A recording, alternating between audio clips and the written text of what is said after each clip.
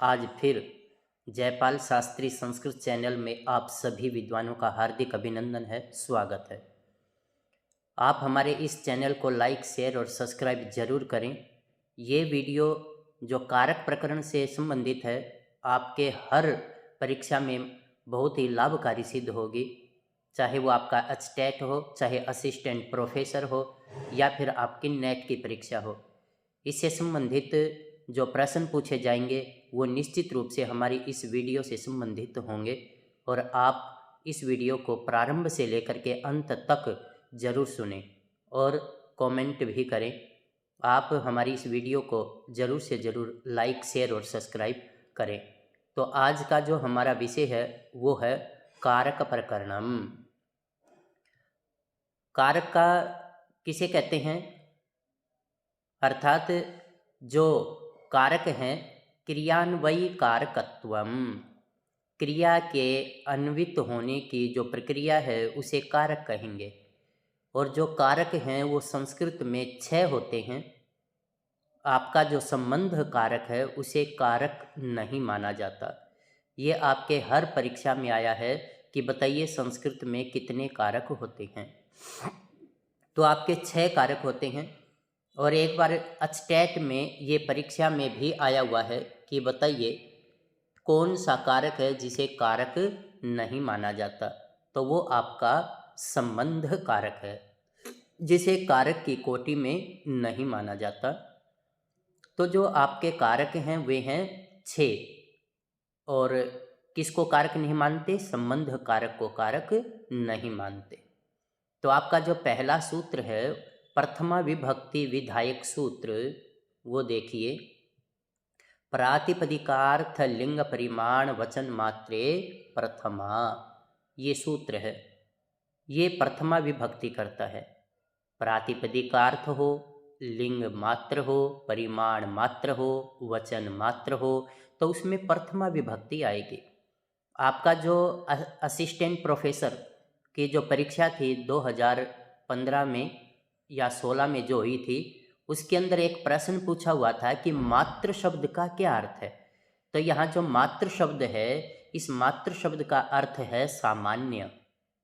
तो आप जब भी आपकी परीक्षा में कोई इसी प्रकार का प्रश्न पूछे तो कि सामान्य का अर्थ क्या है, तो आप बताएंगे कि सामान्य का अर्थ होता है मात्र, और मात्र का अर्थ होता है सामान्य।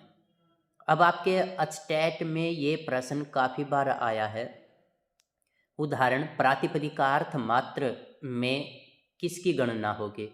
तो ऊचैः नीचैः कृष्णः श्रीः ज्ञानम, ये प्रातिपदिकार्थ कहलाएंगे। अब लिंग मात्र की क्या होगी? तो लिंग मात्र में देखिए, तटः, तटी, तटम, तो ये आपके लिंग मात्र के उदाहरण हैं। परिमाण मात्र में क्या होगा? परिमाण मात्र में देखिए, द्रोणो व्रीहि, तो ये जो परिमाण मात्र है उसके अंदर आपका आएगा द्रोणो व्रीहि। प्रथमा विधायक सूत्र, अब यहाँ पर तो आपका वचन मात्र रह गया, जैसे एकः द्वौ बहवः। तो इस तरह से आप ये ध्यान रखें कि प्रातिपदिकार्थ में ऊंचैः नीचैः कृष्णः श्रीः ज्ञानम आएगा, लिंग मात्र में तटः, तटी, तटम आएगा। ये आपके अटैट में भी आया हुआ है, तटः, तटी, तटम। ये किसके उदाहरण हैं? ये लिंग मात्र के हैं। परिमाण मात्र में द्रोणो व्रीहि ये आएगा, और मात्र शब्द का अर्थ होता है सामान्य। प्रथमा विधायक सूत्र संबोधने च, और संबोधन का दूसरा नाम क्या है? संबुद्धि। ये आपके अटैट में पूछा हुआ है कि बताइए संबुद्धि का दूसरा नाम क्या है? संबोधन। और संबुद्धि में कौन सी विभक्ति होती है? प्रथमा विभक्ति होती है। कौन करता है? संबोधने च। ये आपके काफ़ी बार अटैट में आया है। तो यहाँ पर आप ये ध्यान रखें कि प्रातिपदिकार्थ लिंग परिमाण वचन मात्रे प्रथमा, ये प्रथमा विभक्ति करता है, और संबोधने च ये भी प्रथमा विभक्ति करता है। और संबोधन का दूसरा नाम संबुद्धि है, जैसे हे राम। कर्म संज्ञा विधायक सूत्र कर्तुरेप्सिततमं कर्म, जैसे पयसा ओदनम भुंकते। अब यहाँ पर पयसा दूध के से ओदनम भुंकते अर्थात दूध के साथ वह चावल खाता है। तो यहाँ पर ओदनम ये आपका इप्सित कर्म है और इप्सित कर्म की कर्म संज्ञा करने वाला सूत्र है कर्तुरिप्सिततमं कर्म। और कर्मणि द्वितीया, अब दूसरी विभक्ति करने वाला सूत्र है कर्मणि द्वितीया। हरिम भजति, तो यहाँ पर ये जो सूत्र है हरिम, ये हरि शब्द की कर्म संज्ञा होगी कर्तुरिप्सिततमं कर्म, और कर्मणि द्वितीया इस सूत्र से दूसरी विभक्ति हो जाएगी। जो हमारे यहाँ सेंटर पर आकर पढ़ कर गए हैं वे इसको बहुत अच्छे से समझ पाएंगे कि ये यहाँ कैसे हुआ है। और आप सभी जो विकास है, भावना है, इनका धन्यवाद करें कि इन्होंने ही ये चैनल प्रारंभ करवा दिया। काफ़ी वर्षों से कह रहे थे कि इस प्रारंभ करो, लेकिन हो ही नहीं रहा था। लेकिन ये भावना और विकास आदि ये जितने भी थे, इन सब के सहयोग से ये चैनल प्रारंभ हुआ। और ये आप सबकी सहायता के लिए है, कोई पैसा कमाने के उससे नहीं है, ये निःशुल्क है। कोई भी इसमें पढ़ सकता है, कोई भी इस चैनल को देख सकता है, किसी से कोई शुल्क नहीं लिया जा रहा। तो हरिम भजति ये आपका दूसरी विभक्ति का उदाहरण है। हरिम भजति, इसके जो हरि शब्द है ये कर्तुरिप्सिततमं कर्म और कर्मणि द्वितीया, इसे द्वितीय विभक्ति हो जाएगी।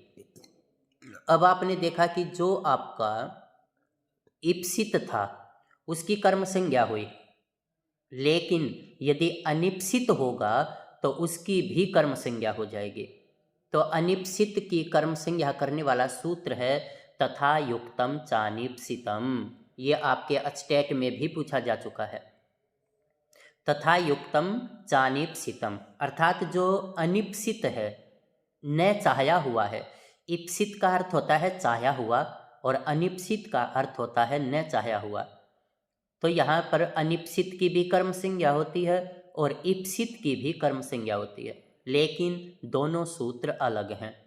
इप्सित की कर्म संज्ञा करेगा कर्मणि कर्तुरिप्सिततमं कर्म, और अनिप्सित की कर्म संज्ञा करेगा तथा युक्तम चानिप्सितम।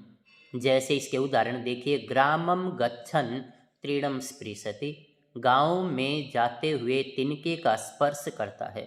लेकिन यहाँ तिनके के स्पर्श करने की कोई आवश्यकता नहीं है, नहीं करेगा तब भी गांव में पहुँचेगा, और उसने यदि स्पर्श कर भी लिया तो भी गांव में पहुँचेगा। तो ये कैसा हो गया? अनिप्सित हो गया। तो यहाँ जो तृणम शब्द है, इस तृणम शब्द की अनिप्सित अर्थ में कर्म संज्ञा करेगा तथा युक्तम चानिप्सितम, और कर्मणि द्वितीया से द्वितीया हो जाएगी। ओदनम भुंजानः विषम भुंकते, ओदनम भुंजानः विषम भुंकते।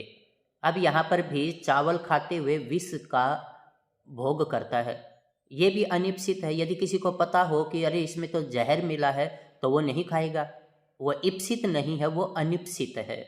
और अनिप्सित की कर्म संज्ञा करने वाला सूत्र है तथा युक्तम चानिप्सितम। और दोनों ही अवस्था में, चाहे इप्सित हो चाहे अनिप्सित हो, और कर्म संज्ञा होने पर दूसरी विभक्ति करेगा कर्मणि द्वितीया। तो कर्मणि द्वितीया सूत्र से द्वितीय विभक्ति हो गई। अब आगे देखिए, गौण कर्म की कर्म संज्ञा विधायक सूत्र, अर्थात अविवक्षित अर्थ में अपादान आदि की कर्म संज्ञा करने वाला सूत्र। ये प्रश्न आपके अचटेट में पूछा हुआ है। उसने क्या दिया? अपादान आदि की अविवक्षित अर्थ में कर्म संज्ञा करने वाला सूत्र। तो यहाँ पर कौन सा है? अकथितंच, और इसकी 16 द्विकर्मक धातुएं हैं। दुह, याच, पच, दंड, रुद्ध, ची, ब्रू, सास, नी, ह्री, कृष, वह इत्यादि। और इन 16 द्विकर्मक धातुओं के योग में जो गौण है उसकी कर्म संज्ञा करने वाला सूत्र है अकथितंच। ये जो सूत्र है ये 16 द्विकर्मक धातुओं की कर्म संज्ञा कर देगा। अर्थात चिन्हों से तो ये प्रतीत होगा कि यहाँ कारक कोई दूसरा आना चाहिए, लेकिन वहाँ पर यदि इनमें से 16 द्विकर्मक धातुओं में से कोई भी एक धातु आ जाएगी तो आपकी कर्म संज्ञा हो जाएगी एकथित अंश से। जैसे पहला देखिए दूह, यहाँ पर ये जो दूह है गाम दोग्धीपयः, गाय से दूध को निकालता है या दूहता है। अब यहाँ पर दूह धातु के योग में जो गाय से अलग हो रहा है तो गाय में पंचमी विभक्ति आनी चाहिए थी, गोह दोग्धीपयः, लेकिन दूह धातु के कारण जो आपका गौण कारक है गाम गो, उसकी कर्म संज्ञा हो गई और कर्म संज्ञा होने पर कर्मणि द्वितीया से द्वितीया विभक्ति हो जाएगी। तो यहाँ आपका ये जो गाम है ये यहाँ पंचमी विभक्ति आनी चाहिए थी और पंचमी विभक्ति न आने का कारण क्या है? एकथित अंश। तो ये जो एकथित अंश है ये कर्म संज्ञा करेगा, लेकिन जहाँ पर भी दूह पच आदि धातु होंगी वहाँ पर करेगा। अब दूसरी धातु है याच। याच बलिम याचते वसुधाम, अर्थात राजा बलि से पृथ्वी को मांगता है। अब यहाँ पर ये जो राजा है बलि, इससे पृथ्वी को मांग रहा है तो वो अलग हो रही है और अलग होने की अवस्था में पंचमी विभक्ति का प्रयोग होता है, लेकिन यहाँ पंचमी विभक्ति न आकर दूसरी विभक्ति हो गई। क्यों? क्योंकि यहाँ याच धातु का प्रयोग हो गया है और याच धातु के योग में जो बलि शब्द है, जो गौण है, उसमें पंचमी विभक्ति दूसरी विभक्ति हो गई, लेकिन इसकी कर्म संज्ञा किसने की? एकथित अंश, और कर्मणि द्वितीया से द्वितीय विभक्ति हो गई। लेकिन यदि वसुधा शब्द की कर्म संज्ञा करनी होगी तो कर्तुरिप्सित तमम कर्म से कर्म संज्ञा करेंगे और कर्मणि द्वितीया से द्वितीय विभक्ति हो जाएगी। तो इस तरह से आपने केवल एक ही चीज़ पर ध्यान देना है कि इसमें गौण कारक कौन सा है और मुख्य कर्म कौन सा है। यदि गौण है तो एकथित अंश से कर्म संज्ञा करेंगे और कर्मणि द्वितीया से द्वितीय विभक्ति हो जाएगी, लेकिन यदि मुख्य है तो उस अवस्था में कर्तुरिप्सित तमम कर्म से कर्म संज्ञा करेंगे और कर्मणि द्वितीया से द्वितीया हो जाएगी। आगे वाला उदाहरण देखिए, अविनीतम विनयम याचते, अर्थात जो विनीत नहीं है, विनम्रशील नहीं है, उससे विनय की याचना करता है। तो अविनीतम से अर्थात इससे अलग हो रहा है, तो यहाँ पर कर्म संज्ञा हो जाए। कर्म संज्ञा किसने की? एकथित अंश से, और कर्मणि द्वितीया से द्वितीया हो गई। तो इसमें आपका जो अविनीत है ये गौण है। दूसरा देखिए पच धातु है, तंडुलान ओदनम पचती, चावलों से वो भात पकाता है। अब ये जो चावल हैं तंडुल, ये आपका साधन है और करण है, और साधन में तृतीय विभक्ति होती है, लेकिन यहाँ एकथित अंश सूत्र से इसकी कर्म संज्ञा हो गई तंडुल शब्द की और कर्मणि द्वितीया से द्वितीया हो गई। ओदन ये आपका मुख्य कर्म है, तो यहाँ पर आपका कर्तुरिप्सित तमम कर्म से कर्म संज्ञा हो गई और कर्मणि द्वितीया से द्वितीय विभक्ति हो गई। तो आपने केवल गौण कर्म क्या है उसका ध्यान रखना है, और जो गौण कर्म होता है उसकी एकथित अंश सूत्र से कर्म संज्ञा करेंगे और कर्मणि द्वितीया से द्वितीय विभक्ति हो जाएगी। आगे वाली धातु देखिए दंड। तो ये जो दंड है ये धातु भी द्विकर्मक है। गर्गान शतम दंडयति, गर्गों को 100 रुपये से दंडित करता है। तो यहाँ पर गर्ग जो शब्द है, यहाँ पर ये गर्ग जो शब्द आया है यहाँ ये गौण है, और गौण की कर्म संज्ञा होने पर एकथित अंश से कर्म संज्ञा कर देंगे और कर्मणि द्वितीया से द्वितीया हो जाएगी। दूसरी है रुद धातु, व्रजम अवरुणद्धि गाम, बाड़े में गाय को रोकता है। अब ये जो व्रज शब्द है बाड़े में, तो ये अधिकरण है, यहाँ सप्तमी विभक्ति होनी चाहिए थी, लेकिन सप्तमी विभक्ति न होकर यहाँ एकथित अंश ने कर्म संज्ञा कर दी और कर्म संज्ञा होने पर कर्मणि द्वितीया से द्वितीय विभक्ति हो गई। तो यहाँ पर ये जो गाम है, गाय को, ये मुख्य कर्म है और मुख्य कर्म की कर्तुरीप्सितमम कर्म से कर्म संज्ञा करेंगे और कर्मणि द्वितीया से द्वितीय विभक्ति हो जाएगी। आगे वाली जो धातु है वो है प्रच्छ धातु, पूछना। माणवकम पंथानम पृच्छति, ब्रह्मचारी से मार्ग को पूछता है। तो यहाँ पर ये जो माणवकम है से पूछ रहा है, तो यहाँ पर रास्ते के लिए पूछता है। तो यहाँ जो माणवक है ये आपका कर्म कैसा है, मुख्य, और पंथानम ये कैसा है, गौण। तो यहाँ पर जो भी गौण है उसकी एकथितंच से कर्म संज्ञा कर देंगे और कर्मणि द्वितीया से द्वितीय विभक्ति हो जाएगी। तो यहाँ पर पृच्छ धातु आपकी षोडश द्विकर्मक धातुओं में से एक धातु है। आगे आ गई ची अर्थात चुनना। वृक्षम अवचिनोति फलानि, वृक्ष से फलों को चुनता है। अब वृक्ष से फलों को चुनता है तो अलग हो रही हैं वृक्ष से, तो इसलिए यहाँ पर वृक्ष शब्द में पंचमी विभक्ति आनी चाहिए थे, लेकिन एकथितंच सूत्र ने इस अपादान आदि की अविवक्षित अर्थ में कर्म संज्ञा कर दे और कर्म संज्ञा होने पर कर्मणि द्वितीया से द्वितीय विभक्ति हो गई। तो ये जो वृक्ष शब्द है ये आपका द्विकर्मक धातु वाला है। तो अवचिनोति फलानि।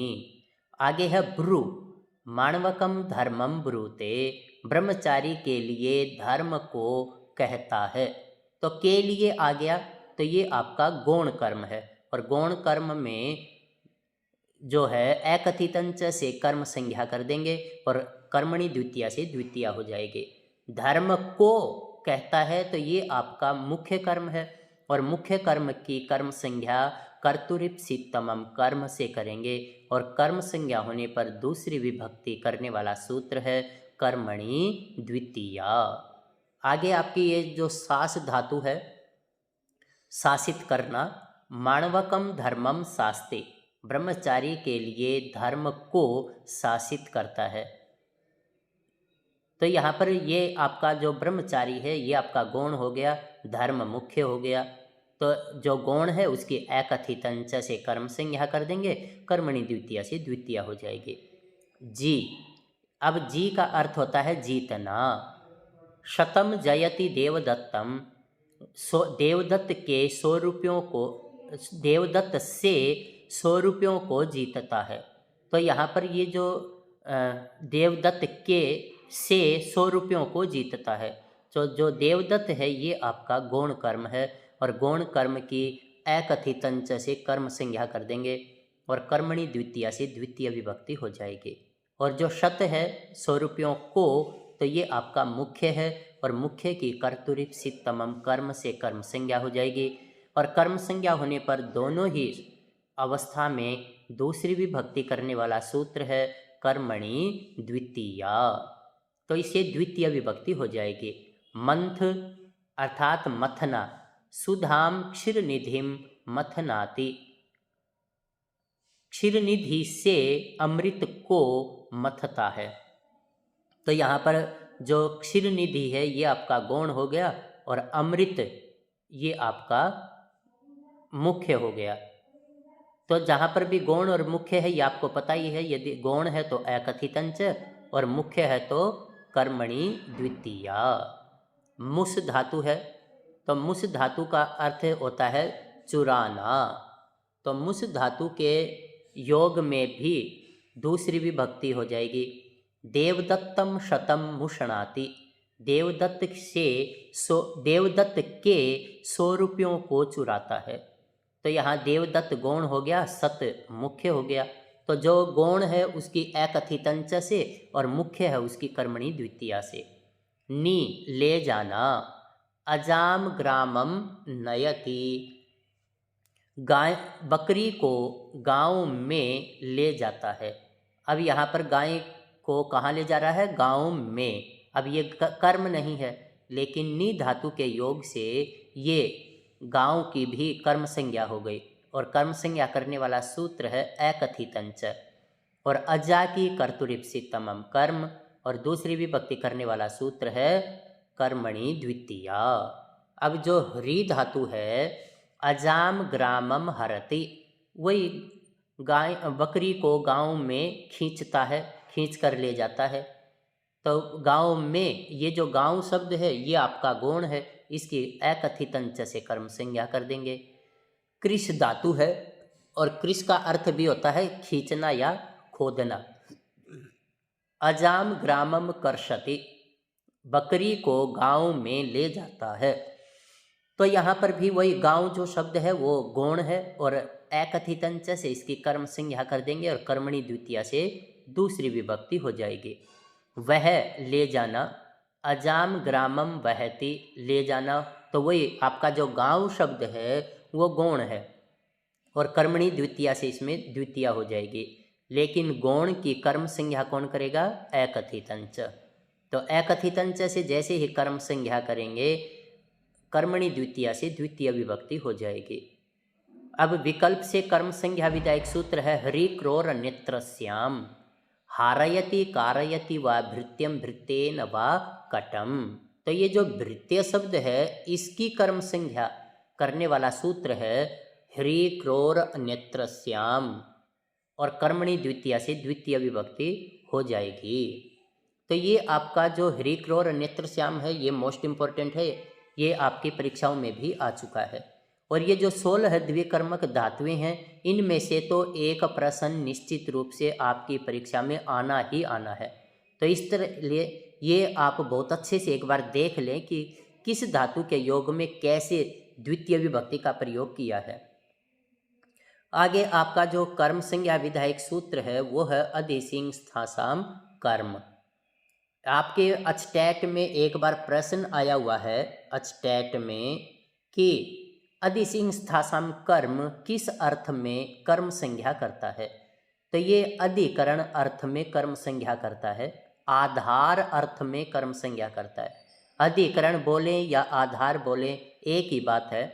और ये अधिसिंह स्थासाम कर्म अधिकरण या आधार अर्थ में कर्म संज्ञा करने वाला सूत्र है। ये आपके अचटैट में पूछा हुआ है। हरि वैकुंठम अधिसेते अधितिष्ठति अध्यासते वा। आपका एक ये धातु देगा हरि वैकुंठम अधिसेते, तो आपने बताना है कि ये अधिसिंह स्थासाम कर्म का उदाहरण है। कर्म संज्ञा विधायक सूत्र आगे वाला एक और है उपान वध्यांग वसह। जो ऊपर वाला सूत्र है उसमें आपने देखिए अधि उपसर्ग है, केवल सींग स्था और आस धातु हैं। लेकिन ये जो दूसरा है कर्म संज्ञा विधायक सूत्र उपान वध्यांग वसह, इसमें आपके उपसर्ग अलग अलग हैं और धातु एक है वस। ऊपर वाले में वस नहीं है, ये ध्यान रखना। जैसे अधि वसति, अधि ऊपर वाले में भी है अधि नीचे भी है, लेकिन उसमें धातु अलग है और इसमें धातु अलग है, इसमें वस धातु है। तो ये ध्यान रखना। जैसे हरि वैकुंठम उपवसति, अनुवसति, अधिवसति, आवसति। तो यहाँ केवल सब जगह देखिए वसति वसति का प्रयोग किया गया है, आवसति। तो ये उपान वध्यांग वसह का उदाहरण है। और उपान वध्यांग वसह आधार या अधिकरण अर्थ में कर्म संज्ञा करने वाला सूत्र है। आगे वाला सूत्र देखिए ये आपके अचटैट में भी आ चुका है। कर्म संज्ञा निषेध वने उपवसति। तो यहाँ पर अभुक्त्यर्थस्य न, ये वार्तिक भी आपके अचटैट में ऐसी की ऐसी दे रखी है। तो आपने ये वने उपवसति का किसका उदाहरण है यदि ऐसा पूछे तो आपने अभुक्त्यर्थस्य च उपवास अर्थ में सप्तमी विभक्ति होती है। अर्थात जहाँ पर वैकुंठम उपवसति रहता है लेकिन जहाँ उपवास करता है व्रत करता है वो अर्थ आ जाएगा तो सप्तमी विभक्ति आ जाएगी। तो वहाँ आपने अभुक्त्यर्थस्य च पर निशान लगाना है। आगे आपकी उपपद के कारण, अब ये जो दूसरी विभक्ति है ये देखिए उभयतः कृष्णम गोपाः, कृष्ण के दोनों ओर गवाले हैं। सर्वतः कृष्णम गोपाः, सब जगह कृष्ण के सब ओर गवाले हैं। धिक कृष्णा भक्तम, कृष्ण के जो भक्त नहीं हैं उन्हें धिक्कार है। ऊपरे ऊपरे लोकम हरिः। जब आपका ऊपरी ऊपरी ये द्विरुक्त हो जाए, इसे आम्रेडिक संज्ञक भी बोलते हैं, और इसी को आपने उत्तर कृदंत में आभिक्षण्य विप्सा भी पढ़ा था, द्विरुक्त को। तो ऊपरी ऊपरी लोकम हरिः, जहाँ पर ऊपरी ऊपरी दो बार आ जाएगा तो दूसरी विभक्ति होगी। यदि अकेला ऊपरी शब्द होगा तो षष्ठी विभक्ति आएगी, ये ध्यान रखना। ऊपरी ऊपरी तो दूसरी विभक्ति है लोकम। अध्य अधि लोकम, यहाँ पर भी देखिए अध्य अधि डबल आ गया तो दूसरी विभक्ति आएगी। अधो अधः लोकम हरिः, यहाँ पर भी देखिए डबल अधो अधः आ गया तो दूसरी विभक्ति। जहाँ पर भी डबल है उसके योग में दूसरी विभक्ति का ही प्रयोग होगा। अकेला है तो षष्ठी विभक्ति आएगी। आगे अभितः कृष्णम गोपः परितः कृष्णम गोपः। ग्रामम समया, समया का अर्थ होता है नज़दीक, और निक्सा का अर्थ भी नज़दीक होता है। ये भी आपके पेपर में आ चुके हैं। ग्रामम समया, ग्रामम निक्सा, हा पापिनम, पापी को धिक्कार है। द्वितीय विधायक सूत्र। अब ये दूसरी विभक्ति करने वाला सूत्र है अंतरा अंतरेण युक्ते। ये एक बार आपके अचटैट में ये प्रश्न आया हुआ है, अचटैट में, कि अंतरा का अर्थ क्या है, बीच में, और अंतरेण का अर्थ क्या है, रहित। अंतरा त्वाम माम हरिहि, तुम्हारे और मेरे बीच भगवान है। अंतरेण हरिम न सुखम, मोस्ट इंपॉर्टेंट रूप है। अंतरेण के योग में द्वितीय विभक्ति का प्रयोग हो गया, और ये करने वाला सूत्र कौन सा है, अंतरांतरेण युक्ते। अब आपकी कर्म प्रवचनीय संज्ञा शुरू हो गई है। कर्म प्रवचनीय संज्ञा विधायक सूत्र है अनुर्लक्षणे। जैसे आप अनुर्लक्षणे से कर्म प्रवचनीय संज्ञा करेंगे तो फिर आपकी दूसरी विभक्ति होगी, लेकिन कर्मणि द्वितीया से यहाँ दूसरी विभक्ति नहीं होगी। तो यहाँ पर जो दूसरी विभक्ति है वो कर्म प्रवचनीय युक्ते द्वितीया से होगी। तो यहाँ पर ये जो कर्म प्रवचनीय संज्ञा होने के बाद दूसरी जो विभक्ति करने वाला सूत्र है वो है कर्म प्रवचनीय युक्ते द्वितीया। इसका उदाहरण है पर्जन्यो जपम अनु प्रावर्षत, जप के बाद बादलों ने वर्षा की। तो यहाँ पर आपका क्या है, ये एक लक्षण है, और लक्षण होने के कारण लक्षण द्योत्य होने पर कर्म प्रवचनीय संज्ञा करने वाला सूत्र है अनुर्लक्षणे। और जैसे ही कर्म प्रवचनीय संज्ञा करेंगे तो दूसरी विभक्ति हो जाएगी। लक्षण का मतलब कोई एक कार्य किया आपने और उसके बाद उसको निमित्त मान करके कोई कार्य होना। जैसे बरसात कराने के लिए गाँव में पहले क्या करते थे, धर्म लगाते थे और चावल बनते थे मीठे मीठे, और ये जो बड़ या पीपल के पत्ते उसके ऊपर रख करके खाते थे, बड़ा मजा आता था। तो वो जैसे ही धर्म लगता था शाम तक बारिश हो जाती थी। तो वो क्या है, वो एक लक्षण है। तो पर्जन्यो जपम अनु प्रावर्षत, बादलों ने जप के बाद बारिश की। तो यहाँ अनुर्लक्षणे ने कर्म प्रवचनीय संज्ञा की और कर्म प्रवचनीय युक्ते द्वितीया ने दूसरी विभक्ति कर दी। अब दूसरी विभक्ति विधायक सूत्र है, ये भी कर्म प्रवचनीय के और भी हैं, जैसे सुसिक्तम, सुपूजायाम का उदाहरण है, और अति देवान कृष्ण है, अति रते कर्मणे च का उदाहरण है। तो तृतीयार्थे नदीम अनु अवसिता सेना, ये तृतीयार्थे का उदाहरण है। तो आगे यहाँ दूसरी विभक्ति करने वाला सूत्र है कालाध्वनोरत्यंत संयोगे। काल और मार्ग का अत्यंत संयोग होने पर दूसरी विभक्ति करने वाला सूत्र है कालाध्वनोरत्यंत संयोगे। मासम कल्याणी, मासम अधीते, क्रोशम कुटीला नदी। तो इस तरह से मासम गुड़धाना, तो ये सारे के सारे कालाध्वन और अत्यंत संयोगे के उदाहरण हैं। तो ये नीचे देखिए, मासम गुड़धाना, क्रोशम कुटिला नदी, क्रोशम अधीते, क्रोसम गिरिः। ये सारे के सारे उदाहरण किसके हैं? ये सारे के सारे उदाहरण हैं कालाध्वनोर अत्यंत संयोगे। और ये मोस्ट इम्पॉर्टेंट है, आपके अचटेट में भी आ चुका है।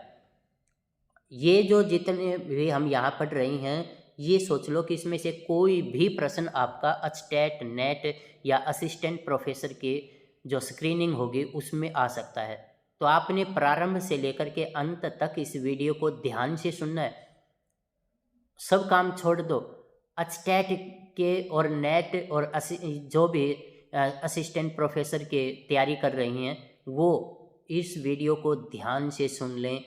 निश्चित रूप से उनका ये जो टेस्ट है क्लियर हो जाएगा। तो यहाँ पर ये जो कर्तृसंज्ञा करने वाला सूत्र है, अब आपका यहाँ ये आ गया है कर्तृसंज्ञा विधायक सूत्र।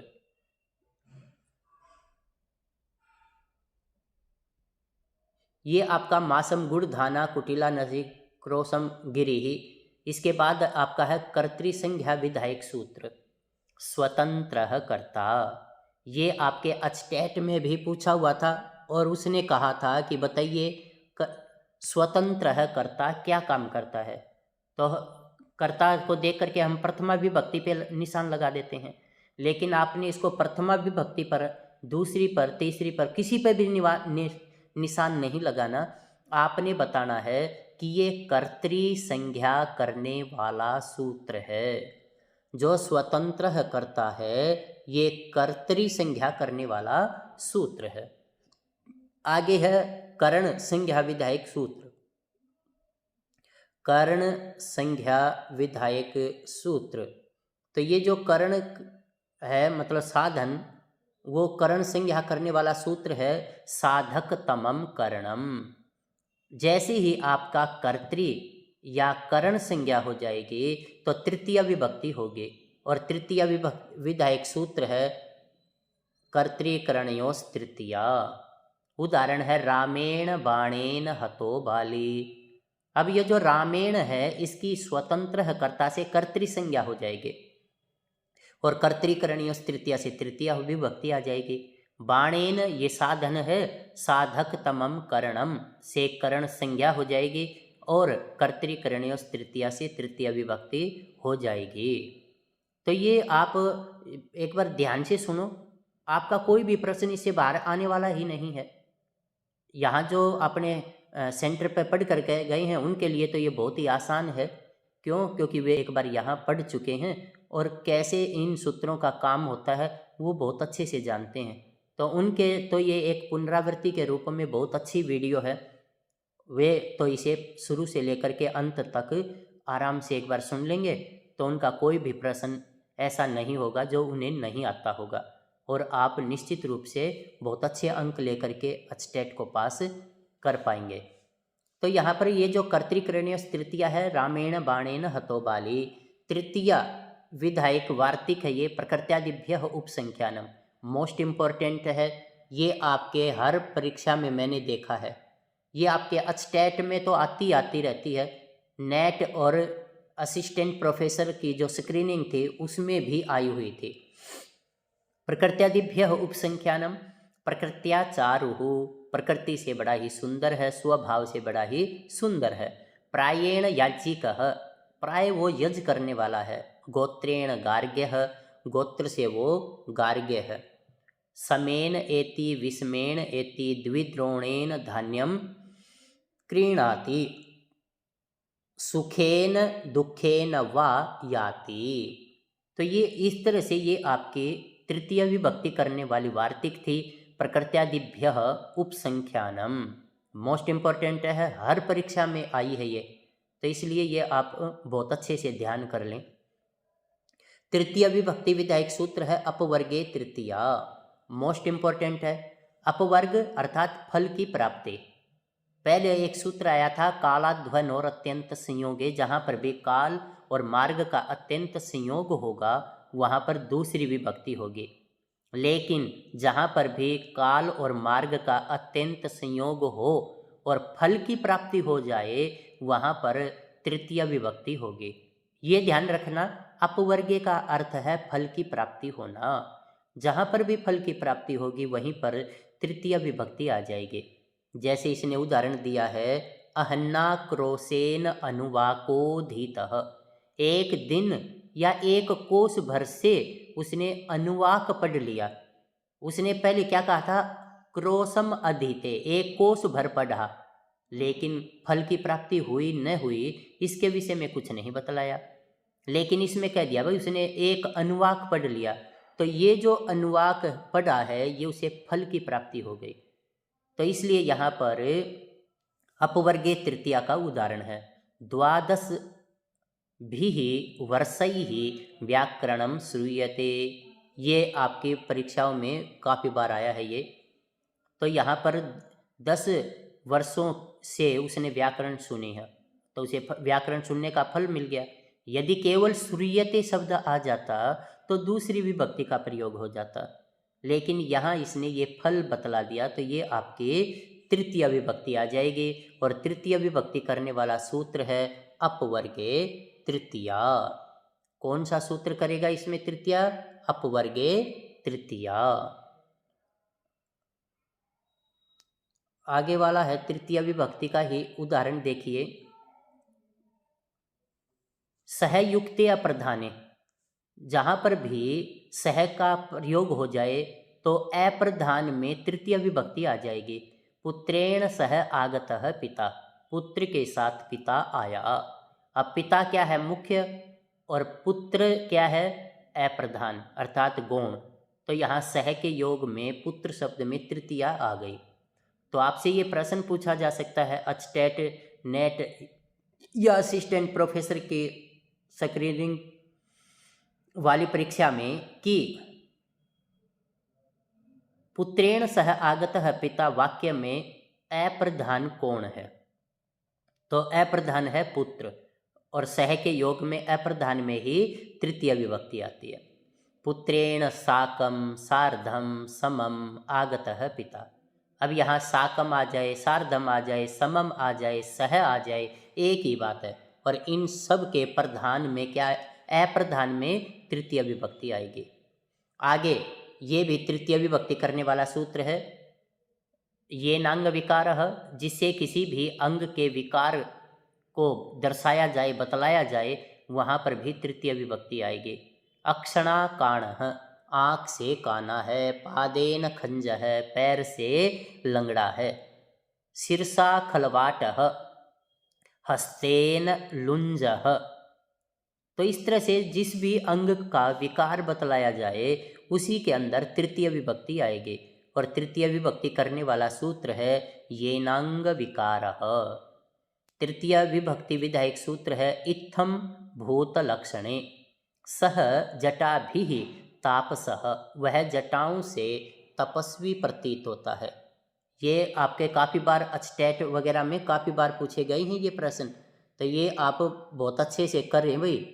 ऐसा ना सोचें कि इसे वैसे ही छोड़ दें, ये बहुत ही इम्पोर्टेंट सूत्र हैं।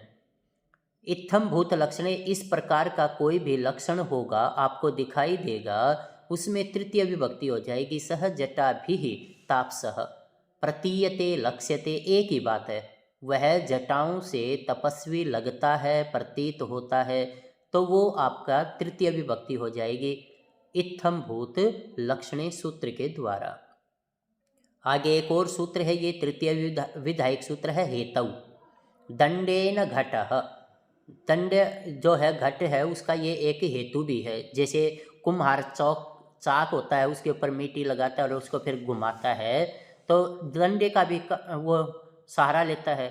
तो दंडेन घटः पुण्येन दृष्टो हरिः, हर अचटेट में ये लाइन आई है, पुण्येन दृष्टो हरिः अध्ययनेन वसति और अलम सरमेण। तो ये आपके सारे के सारे हेतु सूत्र के उदाहरण हैं। पुण्येन दृष्टो हरिः, पुण्य से हरि को देखा। अध्ययनेन वसति, अध्ययन के निमित्त रहता है। लेकिन यदि आप हेतु शब्द का प्रयोग कर देंगे तो षष्ठी विभक्ति आ जाएगी।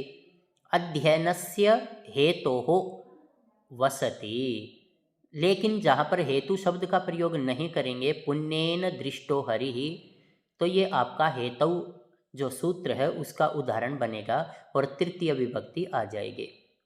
अब तृतीय विभक्ति विधायक वार्तिक है ये। ऐशिष्ट व्यवहारे दाण प्रयोगे चतुर्थ्यर्थे तृतीया। जहाँ पर भी ऐशिष्ट व्यवहार होगा और दा धातु का प्रयोग होगा तो वहाँ चतुर्थी के स्थान पर तृतीय विभक्ति आ जाएगी। जैसे दास्या संयच्छते कामुकः, दासी के लिए कामुक कोई चीज प्रदान करता है। तो यहाँ पर ये संदेह को उत्पन्न करने वाली बात हो गई, इसलिए यहाँ पर ऐशिष्ट व्यवहार जहाँ पर भी होगा वहाँ पर चतुर्थी विभक्ति के स्थान पर तृतीय विभक्ति आ जाएगी। जैसे कोई महिला हो और उसका पति उसे यदि गुलाब का फूल दे तो किसी को कोई आपत्ति नहीं होती, लेकिन यदि उसके पति के अतिरिक्त कोई और फूल दे तो लोग करेंगे अरे ये फूल क्यों दे रहा है। तो इस तरह से वहाँ क्या हो गया, ये अशिष्ट व्यवहार आ गया। तो ऐसी अवस्था में चतुर्थी के स्थान पर तृतीय विभक्ति आ जाएगी। और जहाँ पर कोई वस्तु दे करके वापस ना ली जाए वहाँ चतुर्थी विभक्ति आएगी। जैसे राजा ब्राह्मणाय धनम ददाति। लेकिन पिछले ही अचटैट में आपका एक प्रश्न आया हुआ है, रजकस्य वस्त्राणि ददाति। तो जहाँ पर भी यहाँ रजक धोबी के लिए वस्त्र दिए जाएं तो वहाँ षष्ठी विभक्ति आएगी। क्यों? क्योंकि वहाँ वस्तु दे करके वापस ली जाएगी। तो ऐसी अवस्था में जहाँ पर भी कोई वस्तु देकर वापस ले ली जाए और दा धातु का प्रयोग हो तो वहाँ पर षष्ठी विभक्ति आएगी। ये ध्यान रखना, आपके अचटैट और स्क्रीनिंग की जो भी परीक्षा होती है उसमें ये प्रश्न हर बार पूछा जाता है, तो आप इसको ऊपर बड़ा ध्यान देंगे। ठीक है, आगे है संप्रदान संज्ञा विधायक सूत्र। संप्रदान अर्थात चतुर्थी। कर्मणा यम अभिप्रेति स संप्रदानम, अर्थात कर्म के द्वारा जो अत्यधिक चाहा जाता है वहाँ पर संप्रदान संज्ञा हो जाएगी। और चतुर्थी विभक्ति करेगा चतुर्थी संप्रदाने, अर्थात विप्राय गाम ददाति, विप्र के लिए गाय देता है। विप्र मतलब ब्राह्मण, ब्राह्मण को गाय देता है, अर्थात ब्राह्मण के लिए गाय देता है। यहाँ पर आपके हिंदी में स्क्रीन जो अचटैट था उसमें एक प्रश्न आया हुआ था, मनीषा कनीषा को पुस्तक देती है। अब बताइए कनीषा कौन सा कारक है। अब कनीषा के साथ को लगा दिया, लेकिन यहाँ को होते हुए भी ये संप्रदान है, तो आप वहाँ पर कनीषा को संप्रदान कारक बतलाएंगे। तो यहाँ पर आपका चतुर्थी विभक्ति करने वाला सूत्र कौन सा है, चतुर्थी संप्रदाने। तो ये आपका चतुर्थी विभक्ति कर देगा। विप्राय गाम ददाति, क्रिया यम अभिप्रेति सोपि संप्रदानम। क्रिया के साथ भी यदि कोई ऐसी सिचुएशन होगी तो वहाँ पर भी संप्रदान हो जाएगा। जैसे पत्ते सेते, पति के लिए सोती है। तो यहाँ पर ये जो चतुर्थी विभक्ति है, लेकिन एक बार अचटैट में उसने क्या कहा कि पत्ते में कौन सी विभक्ति है। जैसे रा में देखने में हमें सप्तमी विभक्ति लगती है, लेकिन ये सप्तमी विभक्ति न हो करके चतुर्थ विभक्ति है। तो ये भी आप ध्यान रखेंगे। पत्ते सेते क्रियया यमभिप्रेति सोपि संप्रदानम। संप्रदान संज्ञा विधायक सूत्र है रुच्यर्थानाम प्रीयमाणः। अब यहाँ पर कोई भी चीज़ अच्छी लगेगी और रुच धातु का प्रयोग होगा तो ये संप्रदान संज्ञा कर देगा और चतुर्थी संप्रदान से चतुर्थी विभक्ति हो जाएगी। हरे रोचते भक्ति ही मोस्ट इम्पोर्टेंट उदाहरण है, सूत्र भी इम्पोर्टेंट है। हरे रोचते भक्ति ही, हरि के लिए भक्ति अच्छी लगती है। जहाँ पर भी रुच धातु का आप प्रयोग करेंगे तो चतुर्थी विभक्ति आ जाएगी, और जिसको अच्छा लगेगा उसमें चतुर्थी विभक्ति आएगी। संप्रदान संज्ञा विधायक सूत्र है धारे रुत्तमर्णः भक्ताय धारयति मोक्षम। ये आपके अचटैट में काफ़ी बार आया है। उत्तमर्ण का अर्थ होता है ऋण देने वाला और अधमर्ण का अर्थ होता है ऋण लेने वाला। तो आपके अचटैट में पूछा हुआ था कि उत्तमर्ण का क्या अर्थ है, ऋण देने वाला। भक्ताय धारयति मोक्षम, भक्त के लिए मोक्ष को धारण करवाता है। हरि भगवान। उत्तमरण साहूकार, अर्थात यहाँ पर दे दिया लीजिए साहूकार, और अधमरण कर्जदार। उत्तमरण में चतुर्थी, रामः मोहनाय सतम धारयति। तो यहाँ पर जहाँ ये जो धारेर उत्तमरण है ये संप्रदान संज्ञा करेगा, और चतुर्थी संप्रदानी से चतुर्थी विभक्ति हो जाएगी। तो उत्तमरण का अर्थ होता है साहूकार अर्थात ऋण देने वाला, और अधमरण का अर्थ होता है कर्जदार, ऋण लेने वाला। संप्रदान संज्ञा विधायक सूत्र है ये भी। स्पृहेरीप्सितः अर्थात स्पृह धातु के योग में चतुर्थी विभक्ति होती है। जैसे पुष्पेभ्यः स्पृहयति, फूलों की इच्छा करता है, फूलों को चाहता है। निर्धनः धनाय स्पृहयति, तो स्पृह धातु के योग में चतुर्थी विभक्ति होती है। ये आप ध्यान रखें। संप्रदान संज्ञा विधायक सूत्र है ये भी। क्रुद्ध द्रुहेर्स्यार्सूयार्थानाम यम प्रतिकोपः, जहाँ पर भी क्रुद्ध, द्रुह, ईर्ष्य, असूय अर्थ वाली कोई भी धातु होगी तो उसके योग में चतुर्थी विभक्ति होगी। अर्थात संप्रदान संज्ञा तो ये सूत्र करेगा लेकिन चतुर्थी संप्रदानी हो जाएगा। तो क्रुद्ध, द्रुह, ईर्ष्य और असूय इन धातुओं के योग में चतुर्थी विभक्ति होती है। हरये क्रुध्यति, द्रुह्यति, ईर्ष्यति, असूयति, दुष्टः सज्जनाय क्रुध्यति, द्रुह्यति, ईर्ष्यति, असूयति। तो इस तरह से आपने देखा कि जहाँ पर भी क्रुद्ध, द्रुह, ईर्ष्य, असूय अर्थ वाली कोई भी धातु होगी तो उनके योग में चतुर्थी विभक्ति का प्रयोग होगा। लेकिन जहाँ पर भी इन धातुओं के योग में यदि उपसर्ग आ जाएगा तो चतुर्थी विभक्ति के स्थान पर दूसरी विभक्ति का प्रयोग हो जाएगा।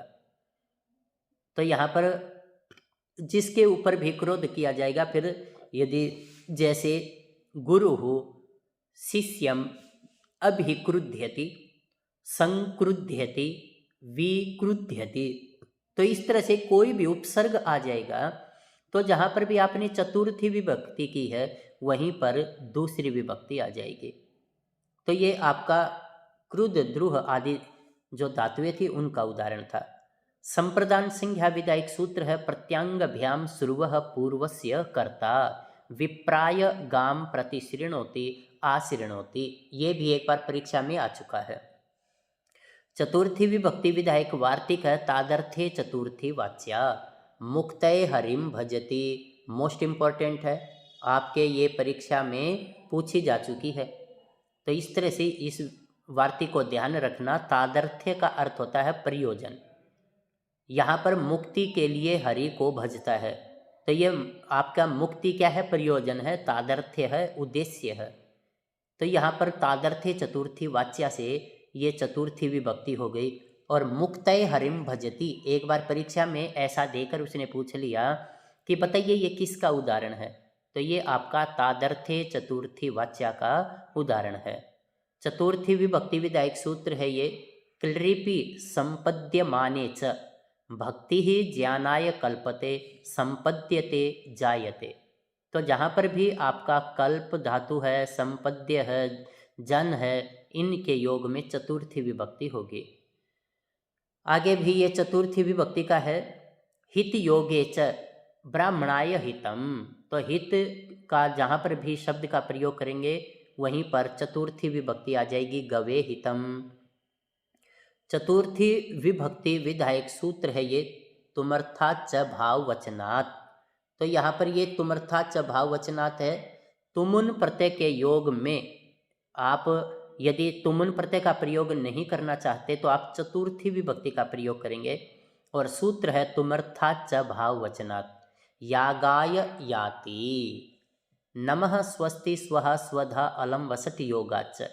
हरये नमः, नमः के योग में चतुर्थी, हरये नमः। प्रजाभ्यः स्वस्ति, स्वस्ति शब्द के योग में भी चतुर्थी विभक्ति का प्रयोग होता है।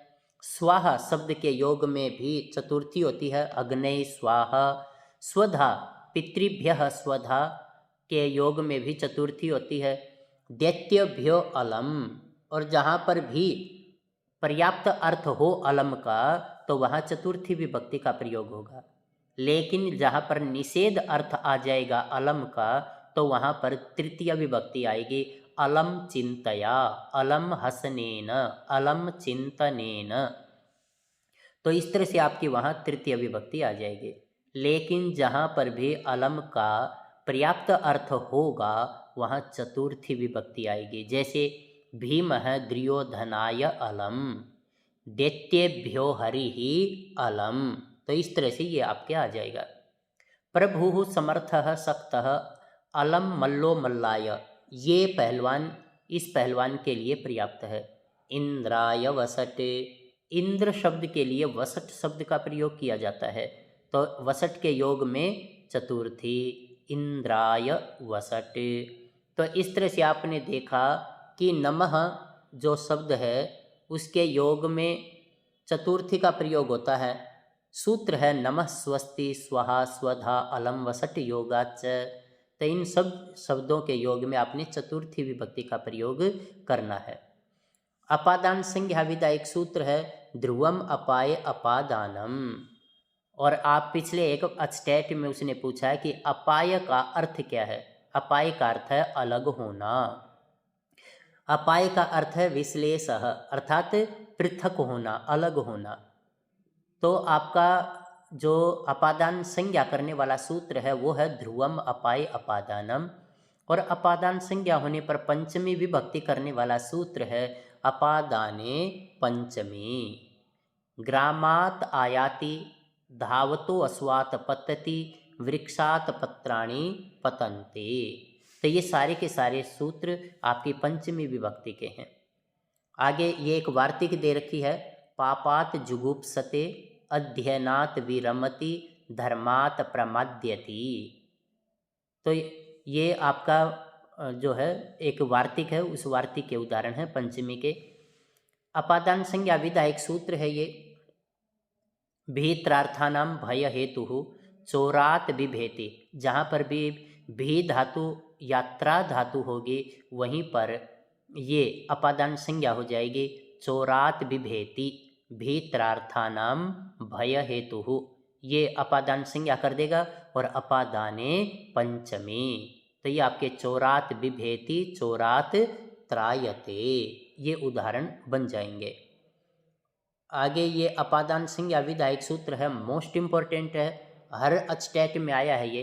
प्राजेर सोढ़, किसी चीज से गलानी हो जाना अर्थात थक जाना, तो वहाँ उस अर्थ में ये अपादान संज्ञा करेगा। जैसे अध्ययनात प्राजयते, अध्ययन से पराजित हो गया, पढ़ते पढ़ते इतना थक गया कि उसके गलानी हो गई कि भाई मैं अब नहीं पढ़ा जाता, और ऐसा सोच लेता है, तो वो उस अवस्था में प्राजेर सोढ़ सूत्र से अपादान संज्ञा हो जाएगी और अपादाने पंचमी से पंचमी विभक्ति होगी। और उदाहरण है अध्ययनात प्राजयते, काफ़ी बार आपकी परीक्षा में आया है ये, ध्यान देना इस पर।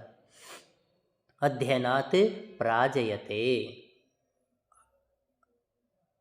अपादान संज्ञा विधायक सूत्र, वारणार्थानाम ईप्सितः, अर्थात कहीं से कोई भी किसी को भी हटाया जाए, वारित किया जाए, रोका जाए, वहाँ पर अपादान संज्ञा हो जाएगी। और सूत्र है वारणार्थानाम ईप्सितः, यवेभ्यो गाम वारयति, जो यव हैं उनसे गाय को हटाता है।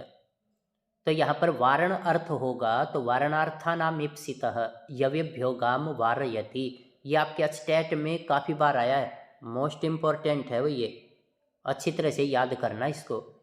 अपादान संज्ञा विधायक सूत्र है अंतर्धौ येना दर्शन मिच्छति, मातुः निलीयते कृष्णः, जहाँ पर कोई छुपा जाए, जैसे माता से श्री कृष्ण छुपता है, तो इस सूत्र से अपादान संज्ञा हो जाएगी और अपादाने पंचमी से पंचमी विभक्ति हो जाएगी।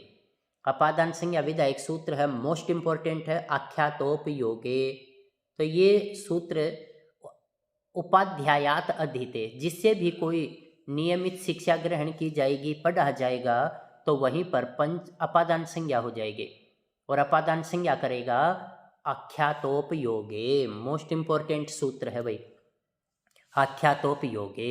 उपाध्यायात अधीते।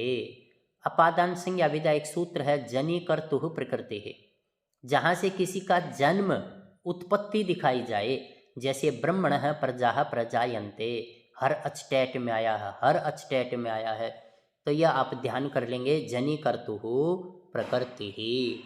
और इसका उदाहरण क्या है, ब्रह्मणः प्रजाः प्रजायन्ते, ब्रह्मा से प्रजाएं उत्पन्न होती हैं। अपादान संज्ञा विधायक सूत्र है, ये भी मोस्ट इम्पोर्टेंट है। ये दोनों सूत्र, इनमें से एक सूत्र जरूर आता है, जनि कर्तुः प्रकृति ही आए या भुवः प्रभवः ये आए। हिमवतो गंगा प्रभवती, गंगा हिमालयात प्रभवती, उद्गच्छति, निर्गच्छति, कोई भी उदाहरण हो सकता है। तो यहाँ पर ये आपका जो हिमवतः वाला है, ये आपका भुवः प्रभवः का उदाहरण है, और ब्रह्मणः प्रजाः प्रजायन्ते ये जनि कर्तुः प्रकृति ही का उदाहरण है। आरात वनात् ऋते कृष्णात्, ज्ञानात् ऋते न सुखम। आरात हो, ऋते हो, इनके योग में पंचमी, दूसरी और तीसरी ये 3 विभक्तियाँ होती हैं। कौन कौन सी? द्वितीया, तृतीया और पंचमी। किस किस के योग में? आरात, ऋते, विना, नाना, पृथक। ये आपके अचटेट में भी पूछा हुआ है कि भाई बताइए इनके योग में कौन कौन सी विभक्तियाँ होती हैं, तो आपकी दूसरी, तीसरी और पंचमी विभक्तियाँ होती हैं। पंचमी विधायक सूत्र है, ये भी देखिए,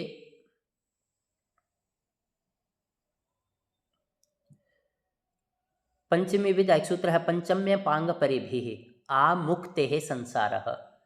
यहाँ पर ये जो पंचम्य पांग परिभि है, ये मुक्त आमुक्तेः संसारः अर्थात मुक्ति तक संसार है।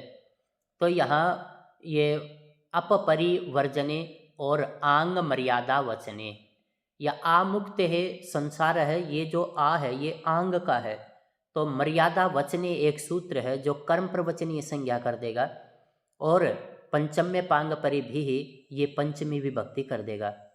परिहरेः संसारः अपहरेः संसारः अपरिवर्जने, इससे कर्म प्रवचनीय संज्ञा हो जाएगी, और पंचम्य पांग परिभिः इससे पंचमी विभक्ति हो जाएगी। आगे ये जो पंचमी विभक्ति करने वाला सूत्र है, प्रतिनिधिः प्रतिदाने च यस्मात्, प्रद्युम्नः कृष्णात् प्रति, अर्थात जो प्रद्युम्न है वो श्री कृष्ण का क्या है? प्रतिनिधि है। तो यहाँ पर ये जो सूत्र है पंचमी प्रतिनिधि प्रतिदानी च यस्मात्, ये पंचमी विभक्ति करने वाला सूत्र है। तो पहले आप इसी कर्म संज्ञा करेंगे और उसके बाद आप पंचमी विभक्ति कर देंगे। तिलेभ्यः प्रतियच्छति मासान, तिलों के बदले उड़द देता है। लेकिन एक बार अचटेट में उसने शुद्ध वाक्य पूछा, तो यहाँ जो तिलेभ्य है यहाँ उसने तिलेसु कर दिया, तिलेसु। तो आपने क्या करना है? तिलेभ्य, ऐसा होना चाहिए। तो यहाँ पर ये आप ध्यान रखें कि इस वाक्य भी कैसे बनेगा। यहाँ तिलेसु शब्द नहीं आएगा, तिलेभ्य आएगा, और उसने तिलेसु दे करके वाक्य दे दिया, तो आपको पता चल जाएगा कि ये तो अशुद्ध है। तो क्या आएगा? तिलेभ्यः प्रतियच्छति मासान। आगे ये पंचमी विधायक सूत्र है, पृथक विना नानाभिस्तृतीया मन्यत्रस्याम, रामम रामेण रामात् पृथक विना नाना, अर्थात पृथक, विना, नाना, आरात, ऋते, इनके योग में दूसरी, तीसरी और पंचमी विभक्तियों का प्रयोग होता है। दूरांतिकार्थेभ्यो द्वितीया च, यहाँ पर अब दूर आदि जो शब्द हैं उनके योग में दूसरी और तीसरी और पंचमी ये विभक्तियाँ होती हैं। ग्रामात् ग्रामस्य, दूरम दूरेण दूरात, ऐसे ही अंतिकम अंतिकेन अंतिकात, ऐसे इनका प्रयोग होता है। अब आपकी ये षष्ठी विभक्ति है, ये षष्ठी विभक्ति देखिए, षष्ठी से। अब एक बार जो 2012 या 13 का अचटेट था उसमें उसने कहा कि षष्ठी विधायक सूत्र बताइए, षष्ठी विभक्ति विधायक सूत्र, और 2 सूत्र हैं ऐसे ही, एक षष्ठी से और एक षष्ठी। तो उसने दोनों ही ऑप्शन में दे रखे थे, तो ये भ्रम पैदा हो जाता है कि मैं षष्ठी से पर निशान लगाऊं या षष्ठी पर निशान लगाऊं। तो जहाँ पर भी से शब्द का प्रयोग हो, षष्ठी से, वो आपका षष्ठी विभक्ति करने वाला सूत्र है। और केवल अकेला षष्ठी है तो वो षष्ठी तत्पुरुष समास संज्ञा करने वाला सूत्र होगा। राज्ञः पुरुषः षष्ठी से का उदाहरण है। सताम गतम सर्पिसो जानीते मातुः स्मरति, ये सारे के सारे आपके षष्ठी से के उदाहरण हैं। एधोधकस्य उपकुरुते भजे शंभोश्चरणयोः फलानाम तृप्तः, ये सारे के सारे आपके षष्ठी से सूत्र के उदाहरण हैं। अब आपने एक जगह देखा होगा कि अचटेट में पूछा कि स्मृ धातु के योग में कौन सी विभक्ति होती है, तो आपने स्मृ धातु के योग में षष्ठी विभक्ति बतानी है, दूसरी नहीं बताएंगे। ये अचटेट में पूछा जा चुका है कि भाई स्मृ धातु के योग में कौन सी विभक्ति होती है, तो आपने कौन सी बतानी है, 5वीं विभक्ति बतानी है ना, षष्ठी विभक्ति बतानी है कि भाई जो स्मृ धातु होती है उसके योग में षष्ठी विभक्ति होती है। अब जो आगे मैं बताना चाह रहा था आपको कि हेतु शब्द का प्रयोग होगा तो षष्ठी आएगी।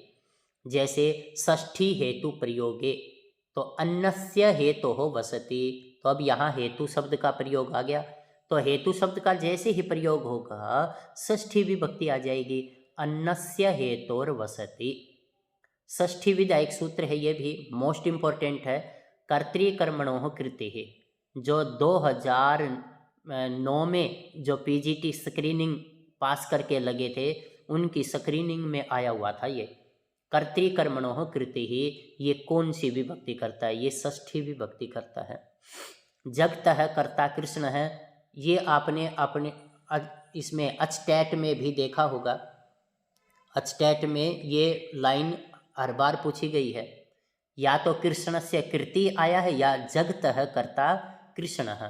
रघुवंशम कालिदासस्य कृति ही, ये आपके कर्तृकर्मणोः कृति ही सूत्र के उदाहरण हैं। ये जो कर्तृकर्मणोः कृति ही है इसके उदाहरण हैं ये।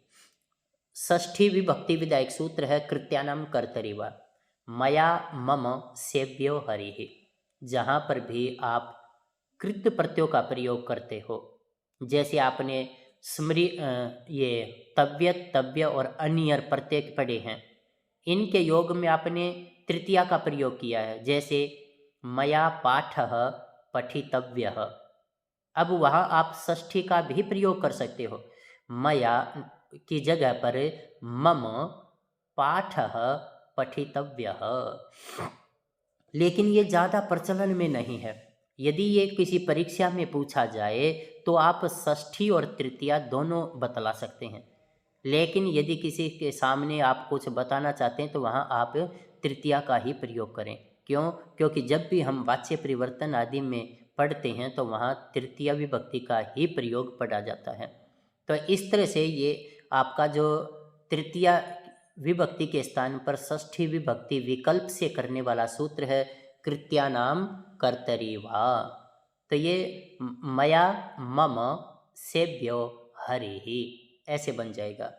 अब आपकी ये षष्ठी विभक्ति की समाप्त हुई और सप्तमी विभक्ति आ गई, और अधिकरण संज्ञा करने वाला सूत्र है आधारोधिकरणम। सप्तमी विभक्ति विधायक सूत्र है सप्तम्यधिकरणे च।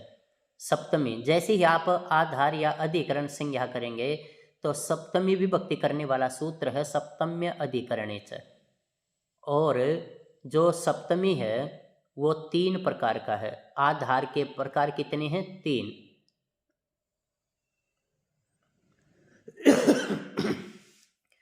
जो आधार है वो 3 प्रकार का है। मोस्ट इम्पॉर्टेंट है, आपके हर अचटेट में, चाहे वो टीजीटी हो चाहे पीजीटी हो, उसके हर अचटेट में उसने पूछा है कि बताइए आधार के कितने भेद हैं। तो आधार के 3 भेद होते हैं। औपसेलेसिक, इसका उदाहरण है कटे आस्ते, स्थाल्याम पचति, ये 2 उदाहरण हो गए। दूसरा उदाहरण है वैषयिक। वैषयिक का मतलब केवल जो विषय मात्र हो, जैसे मोक्षे इच्छास्ति, मोक्ष में इच्छा है। अभी व्यापक का उदाहरण देखिए, सर्वस्मिन आत्मा अस्ति, ये आपके अस्टेट में पूछा हुआ भी है। सर्वस्मिन आत्मा अस्ति, बताइए कैसा उदाहरण है। देखने में तो ये आपको एक विषय मात्र का दिखाई दे रहा है, लेकिन ये आपका अभिव्यापक का उदाहरण है। तिलेषु तैलम अस्ति, ये भी आपका अभिव्यापक का उदाहरण है। तिलेषु तैलम अस्ति अभिव्यापक का उदाहरण है। सप्तमी विभक्ति विधायक वार्तिक है ये। साधु असाधु प्रयोगे च, साधु कृष्णो मातृ, श्री कृष्ण माता के लिए साधु हैं और मामा के लिए असाधु, कंस के लिए असाधु है। तो साधु असाधु शब्दों के प्रयोग में सप्तमी विभक्ति का प्रयोग होता है। ये आपके एक बार परीक्षा में आ भी चुका है। तो इस तरह से आप ये ध्यान रखें, जहाँ पर भी साधु या असाधु शब्दों का प्रयोग होगा वहाँ पर सप्तमी विभक्ति का प्रयोग होगा। निमित्तात कर्म योगे, मोस्ट इम्पोर्टेंट है भाई, निमित्तात कर्म योगे। ये आपका जैसे सप्तमी विभक्ति विधायक सूत्र हो गया, सप्तमी विभक्ति विधायक वार्तिक है, मोस्ट इम्पोर्टेंट है, आपके स्टेट में ये आनी ही आनी है। कहता है कि निमित्तात कर्म योगे चर्मणि द्विपीनम हंति दंतयोर्हन्ति कुंजरम केशेषु चमरिम हंति सीमनि पुष्कल को हतः।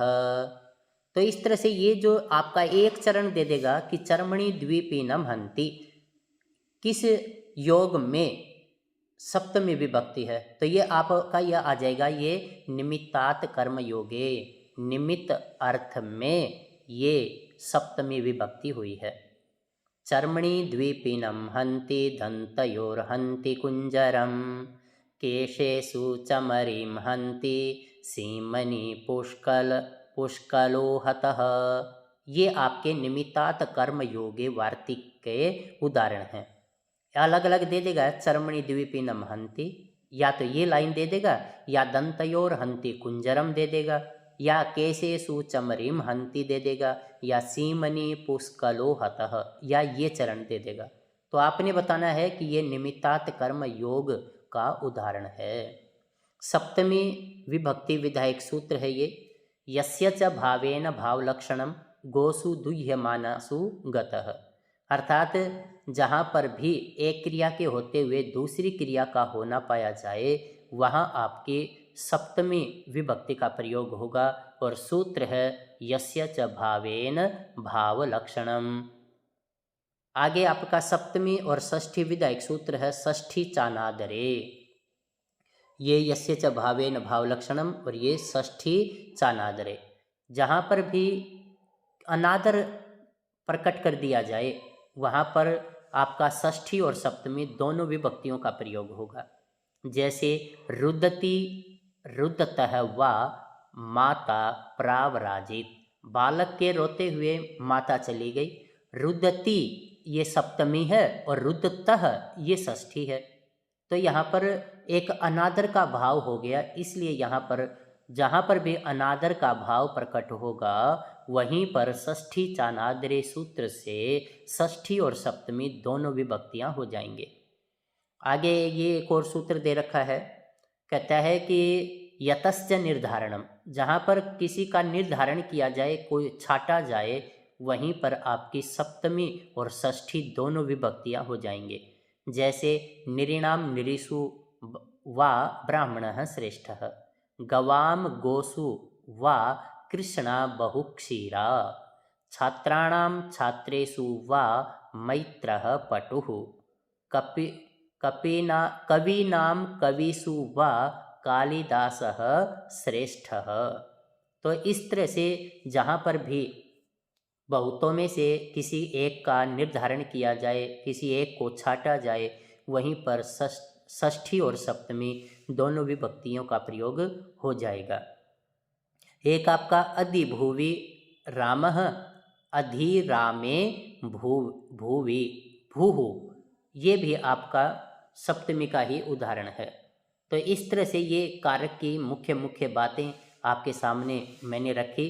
और ये वीडियो यदि किसी ने ध्यान से सुन ले तो कोई भी प्रश्न अचटेट का ऐसा नहीं होगा जिस प्रश्न को आप न कर पाएँ। लेकिन आपने इस वीडियो को बड़े ध्यान से सुनना है और हमारे इस जयपाल शास्त्री चैनल को लाइक, शेयर और सब्सक्राइब ज़रूर कर लें, जिससे कि आने वाली अन्य जितनी भी वीडियो हैं वो आपको उपलब्ध हो सकें। और हमारी इस वीडियो पर कमेंट भी ज़रूर करें कि जैसे ये पता चले कि ये कैसी वीडियो बनी है, ये आपके लिए लाभकारी है या नहीं है। और मेरा प्रयास है कि मैं आपको बहुत अच्छी अच्छी वीडियो बनाकर प्रदान करूं और इन वीडियो से आप लाभ उठा सकें। इन्हीं शब्दों के साथ आप सभी का बहुत बहुत धन्यवाद। जय तु संस्कृतम, जय तु भारतम।